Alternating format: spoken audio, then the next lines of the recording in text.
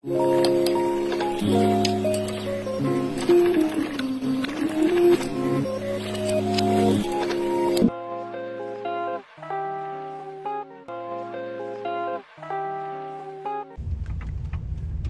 guys, good morning. Welcome to my channel. For today's video, pakita ko sa inyo yung nabili ko na coffee maker. Naka-exclusive siya sa Nescafe Gold Blend. Yung granules. Ang bilis lang niya makagawa ng kape. Hindi abot ng 2 minutes. O siguro mga 2 minutes lang siya.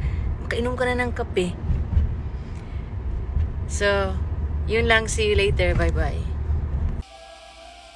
Guys, meron na naman akong bagong coffee maker. Pero naka-exclusive siya sa yan. Nescafe Gold Blend.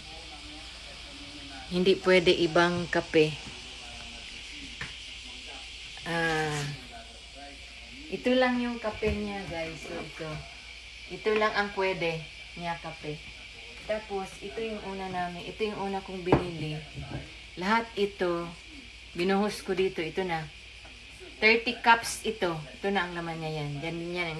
Ito yung refill. Tapos, madali lang siya, guys. Itong baso na may gatas.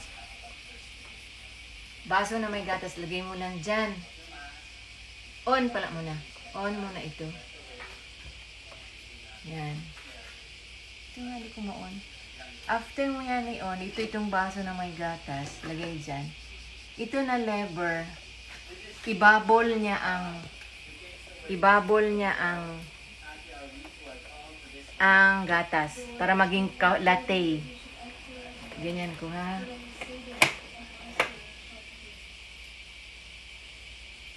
Bakit siya nag-blink? May tubig na yan sa likod. Nandito ang tubig sa likod, ha, guys.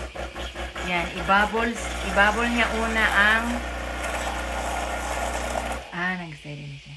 Ibabol lang niya yun ang gatas. Ito naman na lever, magbuhos na siya ng kape. Hanggang nag-blink siya, hindi pa siya tapos. Yan, buhos siya ng kape. Yun na yun. Hintayin natin ma-end ang blink.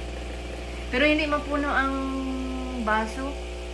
Sakto lang. Kaya ito umabot ng 30 glasses. Exclusive lang siya sa Nescafe Gold Blend na granules. Hindi pwede yung pinong-pinong kape. Yan. Meron ito actually Bluetooth. Meron kang points. Bali dalaw ang magawa mo. Latte, pati black coffee.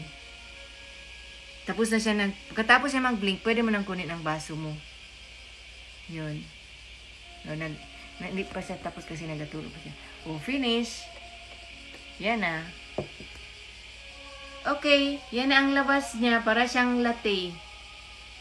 Okay. Thank you, guys. Bye-bye. Guys, that's it for my vlog for today. Thank you for watching. See you on my next vlog. Bye-bye. God bless. Take care.